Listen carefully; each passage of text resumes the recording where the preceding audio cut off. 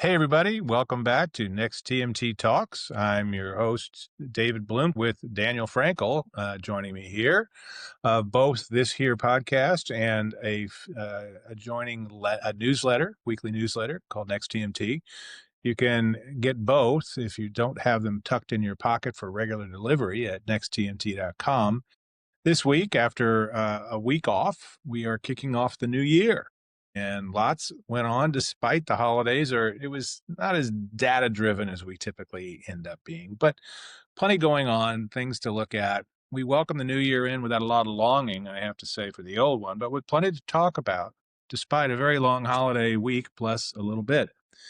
We'll get into the Sitzkrieg moment in the Warner Brothers Discovery sales saga and explain what a Sitzkrieg is, not to mention the, quote, pending impact of meaningful consolidation, unquote. Warner, by the way, will be among the companies profiting handsomely from what should be an icy cool Winter Olympics, one of the highlights that we can anticipate in the sports TV calendar this year. The real king of December, though, was Netflix, as Stranger Things went out with a bang, and two Christmas NFL games somehow proved catnip for viewers despite the really regrettable matchups. Meanwhile, Barry Weiss's Man at 6 p.m. has been named, but he won't be coming to Los Angeles on his 10-city tour this month. I don't quite understand that. We'll talk a bit about that. And we would be remiss if we didn't talk about Landman, Dan's favorite hate watch, which he now can just hate and not watch because Yeah, I he tried. and I tried. folks he knows on Reddit or knows of on Reddit believe it has jumped a shark or the oil derrick, as the case may be. We'll discuss all this and more. Dan, let's kick it off. How about with that big Netflix month? I mean, there wasn't a lot of news coming out really about the Warner Brothers Discovery deal. Not a surprise. Even lawyers take time off. But the big shareholders are trying to figure out who they're going to put their money, who they're going to back, which horse they're going to back. I suspect this will come out and be a lot more public soon. But importantly, Paramount Skydance extended its deadline a couple of weeks for the tender offer process to continue. So we'll have still more torture to follow until late into January. How lucky do you feel? Well, I mean, this is going to drag on for a really long time.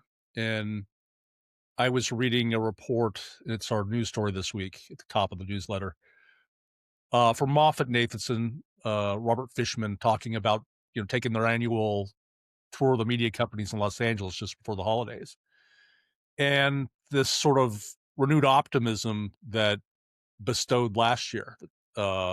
Streaming was taking off. It was profitable for a few of the studios. It was above zero, so I guess that was cause for celebration, right? There were some green shoots. Now it's kind of renewed consternation because this thing is really unpredictable. You don't know who's going to win, and there's so many variables, in either scenario that sort of pause and paralyze things. Netflix is going to move on nicely no matter what happens, as this holiday proved. They didn't have a massive movie audience driver. There was a new Knives Out movie that the critics like, and it's up for awards. It's a good movie. Wake Yeah, Up it's Dead good. Man. It's an entertaining show. It's a third in that series of out of the blue Agatha Christie-esque whodunits by Ryan Johnson that has proved quite satisfying, with Benoit Blanc by Daniel Craig, ladling out the thickest Southern accent I've heard this side of Atlanta. So Yeah, either love it or hate it. I kind of felt like it was a little overdone myself, but it was he's otherwise really, British or from the yeah. UK. God knows what they think a Southern accent is, as great an actor as he is. So So I'll let you pontificate about Stranger Things, which there were levels to that thing. yeah, It yeah. won in a lot I'm of not going levels. to spend a heck of a lot of time on the show particulars for this season. They only dropped the final episode of the final fifth season on New Year's Eve, and it is long, long, long. 2 hours and 8 minutes. Who needs to have theaters? Though they did release this Never thing could in theater. get into it, and it made as much as $30 million in terms of, it was mainly concessions drove Concession most of sales. it. Right, they Yeah. sold concession vouchers, AMC, Regal, and Cinemark, and I don't know what Netflix got in return. I understand there was a licensing fee, but there was money changing hands. But it wasn't much. It wasn't like they were licensing Avatar. And, This you was know, mostly fan service, I think, for Netflix's purposes, and maybe it's slightly blunting some of the blowback over this is going to be, a pair. They buy Paramount, if they buy Warner Brothers, it'll be the death of theaters kind of sensibility. So, that speaks louder than Ted Sarandos changing his tune. I mean, that's really an actionable way to sort of mollify a relationship and repair things. I think it's just another savvy move with those guys. Um, that's a really interesting way to think about it. That it actually, look, Uh, the same week AMC hit its all-time low for its share price, they actually $1.61. pulled in like 20 million in gimme money. Thank you very much. Yeah, they From made most of it. That's right. yeah, and they made about 2/3 of it. So, the theaters typically make about half their revenue from concessions, which is hard to that's a lot of Twizzlers, I'm just gonna say, and crappy popcorn with suspect, not quite butter topping. But, God bless them, people go there, they got a thing, I have my dietary bad habits too, but boy, that is What how is it? we finance theaters, so. What does it say about the supposed death of the theatrical exhibition business when you have all these Gen Z kids going to see K-pop Demon Hunters and Stranger Things finale when they could just watch it at home? I mean, they're Well, I those are let me just say, those are 2 different kinds of fruit, not necessarily apples and oranges. At least oranges and clementines, because K-pop Demon Hunters and Serranos has made this point in earnings calls a couple of times. Sony had that film and didn't quite know what to do with it, and so Netflix took it off their hands because they thought, we might be able to do something cool with this. But Sarandos believes, has said he believes, and I'm inclined to agree that that film needed an online release to find an audience that would become what it became, which is a gigantic hit. But you had to have your super fans playing this movie over and over again and grooving all those songs from its soundtrack into their brains and then going on and buying those off of, subscribing to those off of Spotify or even buying them. You right. needed that dynamic of streaming. If you had put it into theaters with a typical, I don't know, maybe you did 1,000 theaters or something. It's an animated thing with a Asian anime component. So how Those do you are never explain big Stranger releases. Things? What happened there? I mean, that's Well, with Stranger Things, okay, this is again a special event. And so what Netflix, to its credit, has gotten much better at, and part of what I talk about in the newsletter is all the things that came out of Stranger Things. When they started in 2016 with the Duffer Brothers creation, no one knew it was going to be this, but it created so much spin-off stuff in, true Walt Disney fashion, right? Walt has this famous photo of him with this graphic of all these different things and the arrows, and it looks like a washing machine, and all of them feed into each other and connect to each other. So it's merchandise and books and TV shows and movies and theme parks and all that stuff. Well, Netflix is now, and they weren't able to do in any way it's that truly in 20. franchise, Yeah, merchandise, license. Yeah, in it a was, way that it is, even Squid Game or Bridgerton or none of the other hits have quite yeah. gone to the level. Yeah, Wednesday's got the kind of, accessibility, but also a little scary, kind of fun, and certainly will appeal to young girls, right? So that are kind of really great return fans. Um, so Wednesday could be in that ballpark, and you're seeing Wednesday doing different things, but nothing at this scale. I mean, I think Variety did a calculation of the total minutes viewed divided by the length of all the episodes together and came up with 1.2 billion views of the whole 5 seasons. And, there was a lot of catch up viewing. I was talking to somebody, I interviewed this is somebody over the last week. course of the holidays, or what's the No, overall time, but still more than Squid Game, more than Wednesday, more than anything, way more than Bridgerton. And those are formidable, Netflix hits. But this one, and all the spinoff stuff. them learning how to do immersive experiences and live events and pop-ups. So the thing they did with K-pop Demon Hunters is right out of the playbook they've been developing over the last 9 years. And in the same way, doing this special event only for the finale, which is a feature-length episode at 2 hours and 8 minutes. And let me just say, it felt much longer than that. I joke in the newsletter that it was the longest cinematic goodbye since Peter Jackson waved farewell in the third episode, Right. the very extended DVD recut of the Well, third Lord of the Rings film. if you're a fan, Yeah, that's not a exactly. If you're a disappointment. fan, it's like they just kept, oh, and let's take care of this little corner. Oh, let's take care of this thing. And oh, let's close the books on this. And oh, it's like, and I kept going, are we done yet? Oh no, I've still got an hour and a half to go. Oh Yeah. no, I've still got 67 minutes. Oh no, I've got 43 minutes. Oh no, yeah, it was like it just kept going and going and going and going. While we're on the So I do want to shift the Netflix subject to their football games, their Christmas Day yeah, NFL coverage. yeah, They took 2 matchups between teams that had already been eliminated from the playoffs. yeah. Plus, I in mean, Washington during the day, 19.9 million average mid audience viewers.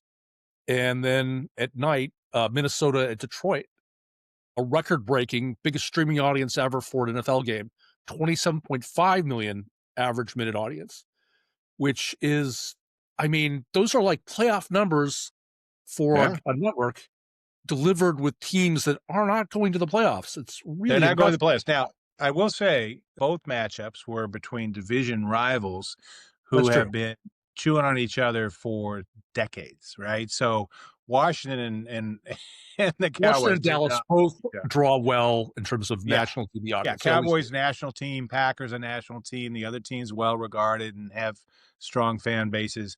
It's still a game on Christmas Day, but you're right. It had no bigger meaning, and still everybody went and looked at this stuff. So they found a hole I didn't think existed before last year to carve something out of the NFL schedule for 2 days. I mean, for two games. Um, like they don't even need a new 18th game added to the calendar for them to be able to find a way to make some Now, bank. And now so props to along them. those lines, it's interesting that Variety did their annual tally based on Nielsen data of the top telecast. And the NFL always dominates that. The Super Bowl is always, of course, is number one, and 45 of the 100 shows were NFL games. Right. Amazon Prime Video included Thursday Night Football because they're partnered with Nielsen. Netflix was included because they don't partner with Nielsen. If they were, you'd probably see both the Canelo Alvarez fight and Oh Jake yeah, that Paul, was like 65 million viewers or something crazy. 44 million. It was still pretty 40. high. Uh, Yeah. 41 million, something like that. And I think Jake Paul's last fight a few weeks ago against, what was that fellow's name, like the massive Hulk that was just in the accident who beat him silly. Uh, Yeah, he did to him what you'd expect a heavyweight former champion to do to a tourist, essentially getting in the ring. so I guess just, I mean, I don't know what they shake out in terms of Nielsen Live Plus 7 numbers, which the ranking was based on. But if you're the NFL or any live sports entity, you got to be looking at Netflix and saying, "Gosh, that's a higher level of audience delivery." Right, we gotta do more of that, and this really matters right now, doing stuff like this because the NFL has signaled that they wanna reopen those contracts that were signed through 2033, I think, a little early. I think they got a reopener in 2028, which now is right around the corner, and they may wanna go even faster, and we'll figure out ways to do all that, and I Well, they again don't have any leverage, like yeah, 45 of the top 100 shows were the NFL. No leverage whatsoever. I mean, oh my god. I didn't wanna not lose. We should explain what a Sitzkrieg is. That is the sitting war in German, and it described the 3-month period of quiet after the declaration of hostilities between Germany and France before the German armor rolled across Belgium and took over France in a lightning move. But it's that quiet period before hostilities break out. You, however, dove into, quote, pending impact of meaningful consolidation. Talk briefly what you meant. Well, as I said, it came from a report published by Robert Fishman of Moffett Nathanson just before the holidays or Christmas, where he talks about, I guess, the group over there at the firm flies out and meets with all the meeting companies here in the West Coast. And we talked about the sort of a short-lived optimism that permeated last year that sort of is interrupted. Mm, And some about AI, something about talent relations and talent compensation. These are very disrupted right now, as we right. know. But there's a lot of decisions and predictions have to be made about which way this thing goes. The Warner Brothers purchase I'm speaking of, and there's a lot of paralysis and kind of pausing in that process. I think we're not the only ones to talk about it today. I think it was either Ankler or Puck was talking about the great pause in Hollywood. There's sort of a paralyzing effect of this merger. It affects such a massive buyer in Netflix. If you're an independent supplier or Sony who has this sort of arms dealer strategy, one of your biggest buyers could potentially be sated by having a massive library. And then there's all sorts of potential kind of aftershock M&A that could occur. Let's say in the regulatory process, they make Netflix divest HBO Max. Would Comcast buy it? Might Comcast partner with Paramount Plus if Netflix is the winner? The only question then, would HBO Max, shorn of the library and the production studios, still be HBO Max or HBO? I mean, it's like, what are they without? I mean, it's like and there's a lot of talent there. Casey Bloys somehow has managed to keep HBO rocking along amid so much chaos, layoff and layoff and layoff rounds. He's managed to keep it going and winning lots of Emmys and all that stuff. And God bless him, he's a genius. But at some point, you wonder what happens if they don't. Could they be spun off in a way that keeps them relevant, right? So, I mean, it's an interesting question. If you're thinking about remedies and stuff, I think that's a possibility that they might want to push for that kind of thing. I think the bigger one's going to be CNN, but if they don't buy CNN and they don't want to, in Netflix's case, that's one thing. And really, if CBS slash Paramount Skydance buys CNN, they might not be forced to do anything just because Trump wants to get rid of all the leadership and have them just say nice things about it. That's what's motivating him. So it'll be really interesting to see. The biggest point is been on pause. Levels of activity have not really come back post strikes anyway. And now this thing just puts a big thumb on the play Exactly. button. Exactly.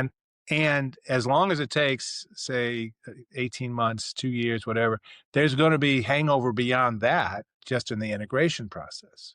So really, for a big chunk of Hollywood, I, I think they're going to be sitzing and not Kriegen for a whole long time.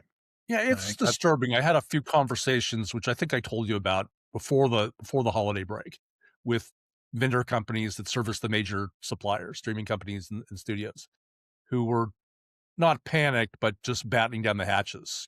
In one case, they wanted to get a marketing campaign done on the 2025 budget because 2026, who knows? And that was right, for a business like ours that operates that turf a little right, right, concerning. right. So Yeah, I mean, we could face some collateral damage too, which is always great to think about. You can't control it, so you can't spend a lot of time on it. But it's like, ooh, companies that might be doing well this year. Don't forget about the Winter Olympics in Milan and the Alpine mountains nearby above Lake Como. But it's easy to forget there's another big American media company that's going to profit very handsomely from these European Olympics. I mean, NBCU really figured it out with Paris. how to do a European streaming and live and online and on broadcast and cable, and they really did a fine job. I'll be interested to see how that goes again as they use the template they created this next time around, but it should work great. But there's another little company we may have already just talked about, Warner Brothers Well, yeah, Discovery. they own a bunch of European rights. They own what used to be called Eurosport. I think they renamed it Bleacher Report Sports or something odious. And it's their cable networks in Europe, which have rights in many of the many countries over there. And when I went to IBC for us for Next TMT in September, and one of the things that really got pinged into my little brain was just what a complicated process it is to broadcast to 27 countries in at least that many languages. Like Switzerland alone has 4 official languages. Belgium, another tiny country, has 2, and God knows what Spain has. But the stuff in the north is very different from the stuff in the southwest versus the stuff in the southeast, and they don't like each other and they just want to blow each other up. Doing sports is really important, very popular, but it'll be an interesting thing. But they should do great.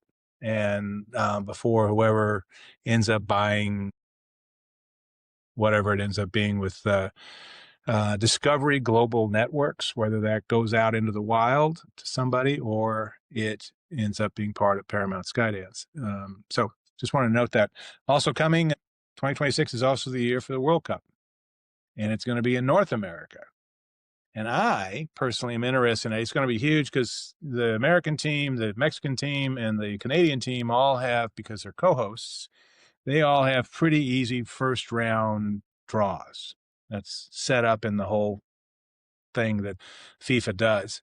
So that should keep fans engaged well into that second round, that second level of playoffs at the very least. And maybe the U.S. men's team does okay. Canada here is better than you think, and Mexico is tough and generally pretty good. So will that spill over, for instance, to help Major League Soccer, which has it's revamped its deal with Apple, and you no longer have to buy a separate MLS subscription on top of your Apple TV subscription to watch all the games? Will this help drive interest there? What does it do for the National Women's Soccer League, which had a great 2025? Will it get even bigger? They just had an expansion fee. They're adding 3 teams. They had an expansion fee. I think it was $250 million per franchise. That was a big deal. So there's some money coming in over there, which is great to see some of the women's sports taking off. Right, yes. The amount of money being generated by MLS on TV is surprising, as is. Yeah. I hear all the time from college football purists about how the system's breaking down and I don't like this game anymore. And a lot of traditions have fallen by the wayside. Here in Los Angeles, USC is no longer playing Notre Dame. They've been doing that for 100 years almost. And we should have a moment of silence for that, because I too, that was the great intersectional rivalry. Notre Dame may or may not have been the motive force for this breakup. It took them like 12 minutes to sign BYU as a replacement. Ridiculous the way that went down. These are 2 longtime partners. You had the coach of USC trying to throw Notre Dame under the bus, and whether it was whose fault it was unseemly how Lincoln Riley handled that. He called them cowards for not agreeing to play USC at the beginning of the season. Yeah, that's what USC was pushing for. Well, but Notre Dame had also said anytime, anywhere. So it's like, well, anytime except the first half of the season. Just think, okay, so you didn't agree now. Don't burn the bridge. Keep it open. Anyway, it got kind of acrimonious. But I was thinking about, the result is what has replaced it is wildly successful. By all accounts, there's no ratings available yet, but the college football playoff has produced initially there was some mismatches, but the games have been competitive in the quarterfinal round, or the semifinal round, I guess it was called. No, it's quarterfinal. It's quarterfinal. Yeah. By all accounts, we should see great numbers from that. And the minor bowls, you have all these players sitting out for NFL aspirations. If you're turning pro, you don't want to get hurt. You have players in the transfer portal. I think USC, which played the Alamo Bowl, played TCU, had 14 starters out of a 22-man roster. Yeah, including their two world class receivers and their two safeties. I mean, four key players, and TCU didn't have its quarterback because he's going to go in the portal somewhere, and will probably be a relatively hot commodity. So, The but it's stands are bereft. If you look at some of the yeah, attendance, nobody's traveling going to these games. right, The right. TV audience, ESPN across the board, ESPN has most of these games. The audiences are up 13% in aggregate. Record performances and across the board, like the Pop Tarts Bowl, which I don't Well, know what it was. that is the ne plus ultra of minor bowls, though. The Pop Tarts Bowl is very clever with how they've figured out how to make it a very entertaining experience. And who knew that San BYU versus Georgia Tech, 8.7 million viewers. That's Yeah, that's not NFL, but that's an impressive audience. So yeah. I mean, for college, it's amazing. But you're right that there were a couple of not great matchups as the teams from the smaller programs got whacked by their opponents. But the other two matchups involving relatively similar teams were tough in that very first round. The quarterfinal rounds were fun to watch, but it was these interesting are to like see. 7 and It was 6 interesting to see teams in people many like cases yeah, without their star quarterback who's in the transfer portal or whatever. yeah. And more people are turning out to watch these things than ever. They're meaningless games, which leads me to believe that fan interest in football in general is just kind of overheating. I mean, it's It could be bottomless for now. I don't know if it'll ever be forever like that, but it clearly is because. But look at Netflix's stuff and those minor bowls. People are like, "Oh, I'm going to watch football because I don't want to watch Landman or whatever." Who knows? But speaking of that being, having no bottom, being yeah. bottomless. Let's talk about CBS News for a minute and Barry Weiss. Well, You they could have a bottom. You never know. They could hit bottom. I don't know. The guy she named, Tony Dokapil, is a former print journalist, which automatically makes him suspect. But I say that as a former print journalist for many years. But God bless him, he's a solid choice. I mean, I don't have any issue with it. It is interesting to remember he's the guy who absolutely grilled Ta-Nehisi Coates on Coates's book about Palestine and its seeming language that seemingly endorsed the not just anti-Israel rhetoric of Hamas, but the the erasing of the Jews in Israel, et cetera, et cetera. And he probably grilled got him himself pretty a hard. job that day. Yeah, he grilled him pretty hard. And then the CBS bosses of that era said, from broadcast, the standards, our network standards are higher Barry than that. Weiss is like, that's my guy. She's a Well, she's noted for her strong Israel support, and so is Ellison. But yeah, I mean, he couldn't have done a better, preview for getting the gig under Barry Weiss than he did. So did you Just see him doing it. interview Pete Hegseth over the weekend? Right after No, things I don't want to do. Watch a guy with a drinking problem careening along in a job he can't handle. well, I mean, playing, obviously, I'll concede a political bent here, but they do have access that They they do, might otherwise have. And, sure. if the agenda is for Barry Weiss is to say, well, listen, this is the government, you got to be able to talk to them. It's an effective leadership change based on that. It's not a complete softball interview. He asked, Hegseth is asked, what happens next? Are you going to occupy this country? Or are we going to play nation builder? So he asked the right question. Right. Those are loaded questions in the post-Iraq era too. So yeah. And they're asked in a not nasty, to quote the administration way. So Well, those are questions that are A, important to ask when you finally get a guy like Hexeth there. B, they're really loaded questions, not just for liberals.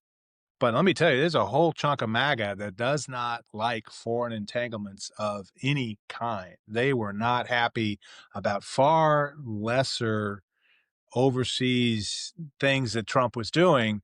And this is, I suspect, not going to play well. We'll see how it goes this week because they went in there and they kidnapped the problematic head of Venezuela. He's not a great guy. I don't miss him, but it's like, okay, now what? And you're going to guide the transition. Did you leave a few Yeah, divisions it's in another thing Venezuela? that directly opposes what the president said on the campaign trail. But I'm under the belief for a certain segment of his voter base, it doesn't matter. It was never about policy anyway. He could, he as long as he's cruel to the right people, they'll be happy. So Right. I mean, cruel to the right people is probably a good phrase, but the problem is this feels like another distraction from the Epstein files, which magically they found 5 million new files they have to go and redact, and we'll get back to, even though the yeah, congressional time limits now well exceeded, 5 million that we supposedly did exhaustive searches for multiple times leading up to now. And now we're going to take a little take some names out. It's just no big thing, nothing to look at here. And by the way, did you see what happened in Venezuela? So it feels very much like a distraction, but every single president starts fiddling with foreign policy when crap goes bad on the domestic front, and it always does in one yeah. way or another. And you want to distract by looking like you're a statesman or whatever Trump may call being statesman-like.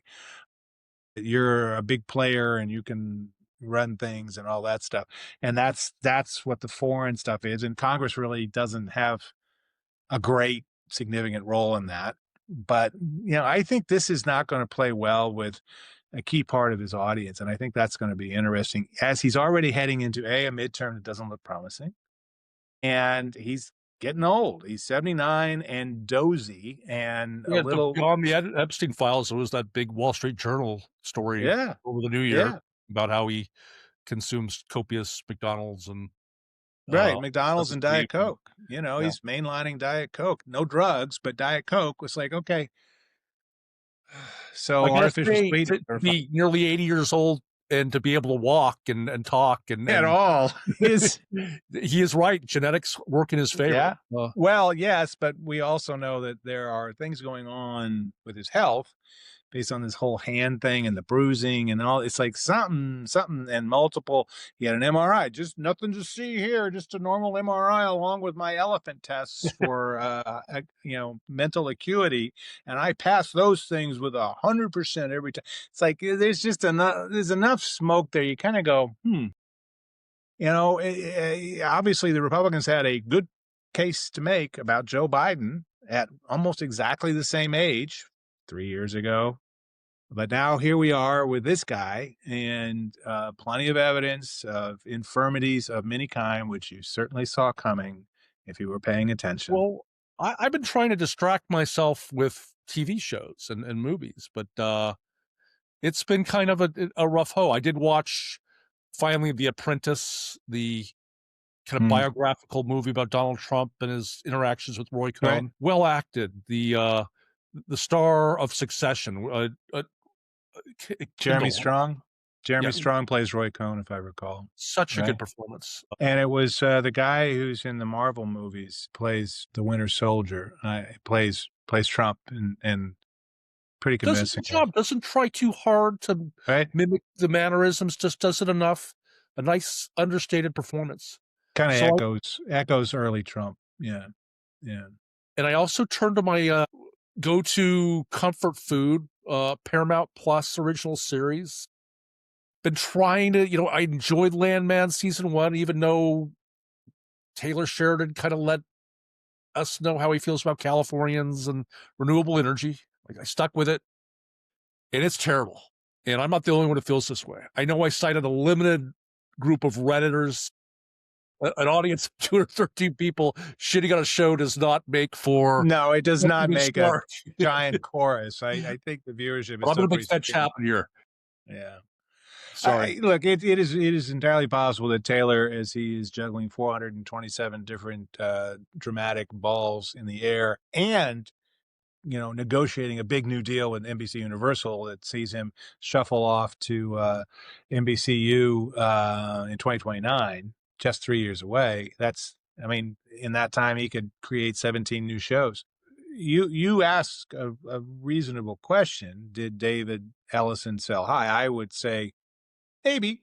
but he didn't really sell. He kind of biffed it. I mean, they thought they were doing what Taylor wanted, and Taylor's like, I don't need that entourage showing up with all their schmancy stuff. I just want a guy to come over and play some golf with me or go riding horses on the range while we do a new deal. And so he kind of just said, screw you. I'm going to go off and hang out with Donna Langley. She's smarter than you guys are.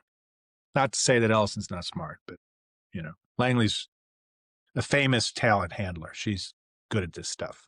Right, So, apparently. Yeah. no, really good at it. So Yeah. she'll get them, and she got the Duffer Brothers from Netflix. So, okay, doing okay.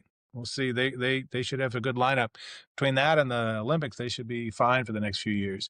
But I did want to mention one last thing Barry Weiss is doing. She's going to be doing some more town halls. Hopefully, they'll be better than that god awful prototype with Erica Kirk, Charlie Kirk's widow, Yeah. that couldn't get a real sponsor. It had like My Pillow Guy kinds of levels of sponsors. They've got some people from the administration, not from the administration, like the governor of Maryland, who's a black Democrat and really sharp. I think his name is Wes Moore. He's terrific. So a little diversity. Tony Dokoupil said in a posting on X that they're going to do more regular people focus in their coverage and get away from the elites and the experts and the advocates. And Now I think you're a former man of the street reporter. yes, back in the day, I did a lot of man on the street interviews. And let me tell you, there's a reason, not just because it's easy, but it is easier on deadline, particularly on weekends at night or Right. in a holiday, to get so-called elite academics What's the and average IQ of the advocates. country? Like 97 or something? It's Oh, it's I don't think it's lower than quite. the temperature of the human body. It's I mean, technically, I believe that the average IQ is 100. I think that's how that's supposed to work. That literally 100 is the definition of IQ, and that it has raised it over decades. It's all problematic, but I think it's safe to say, given the experiences I had interviewing people and all kinds of stuff back before we had social media, where lazy ass journalists would just go on to X and say, "Oh, there were a bunch of people that had pithy comments about some dumb thing. Here's what they had to say," and they didn't ever go talk to any humans at all. But I had to go out literally on the street and say, "Excuse me, ma'am, would you be willing to talk to me about whatever?" And the fact is, most of the time, most people, God bless them, are dumbasses. And so go with God, Tony. Talk to the dumbasses. Dumbasses need representation too. Dave, There's a you might be famous a short cultural story. elitist. Well, there's a famous sci-fi short story called The Marching Morons from 80 years ago Yeah. that talks about if you just have these morons procreating with each other, the population as a whole gets dumber and dumber. It didn't quite work out that way, but hybrid vigor, to quote from the Landman scene, that's quite amusing. But depending on those guys to drive your newscast, maybe that'll work. They're going to send Tony out on a 10-city tour. And the weird thing is, it's going to hit New York, it's going to hit Chicago, it's going to hit San Francisco. It is not coming to Los Angeles, the number 2 market. It is going to Cincinnati, Yeah. the number 37 market. Packing and unpacking, Okay. up and What down. else? It's like, I guess there's too many advocates, elites, and academics in Los Angeles for them to come here. Yeah, this calls for real Americans. Real Americans, none of the 16 million people in Southern California that make up one of the biggest economies in the world, and other odds and ends. But it's not my tour. You guys go ahead on. So, Nevertheless, welcome back. Good to be doing yeah, this. welcome back. We should wrap it up here, but I do want a little bit of business. We are embarking. We had a little prototype. Hopefully, it went better than Barry Weiss with Erica Kirk. Little prototype of our new partnership with Media Play News, a midweek conversation, more focused typically on a single topic. Daniel will be at CES this week, and I so glad that I am not Daniel in this case. CES is definitely a grind, but he's going to be there to hear. My friend Brendan's there. Perhaps you've Yeah, heard of him. chair of the FCC. He's going to be Yeah, I speaking mean on Thursday morning. it's a big annual gathering that the head of the Consumer Electronics Association has tied to CES. And Well, let me just say, I'm at Daniel at nexttmt.com. If you want to meet up, discuss some business, you send me a note. Be there from Tuesday to Thursday. So we really like new sponsors, additional sponsors. We actually like our old sponsors too, but we like sponsors because this is all free. This stuff's all free. You can, yeah, yeah. And we'll do news. If you got something to talk to Daniel about while you're there, go to Easy Speakeasy and hang out with him at Netflix, whatever you want to do, that's great. But we'll be doing a midweek conversation about things he's seeing at CES probably going forward. It'll be a midweek, typically highly focused on a single topic, shorter, that will run in Media Play News and then also on our YouTube site. You can subscribe to all of that on nexttmt.com and on YouTube, and strongly urge you to do that. You can also get our newsletter free, delivered weekly on the start of your week to your email box at if you nexttmt.com. like us, subscribe to us. Like, We're being subscribe, meaningful. share, do those things that the kids do, but with It'd mean a us. lot. We'd be forever in your gratitude. So anyway, I look forward to my Sally Field moment. They like us. They really like us. But in the meantime, welcome to 2026. Public Domain Day 2026 has ushered in early Nancy Drew, early Boop Boopy Doo, Betty Boop, As I Lie Dying from William Faulkner, The Maltese Falcon, some music is actually a little bit older than the 1930 creation date sign of the. off might be longer than Stranger Things. It's not. It's not. So go have fun with a dog-faced Betty Boop on Sora or Grok or whatever, but make creative stuff, not slop. And I hope it's a great year for everybody. I'm David Bloom with Next TMT with Daniel Frankel, my beloved co-founder. Looking forward to a great year with you all, and see you soon.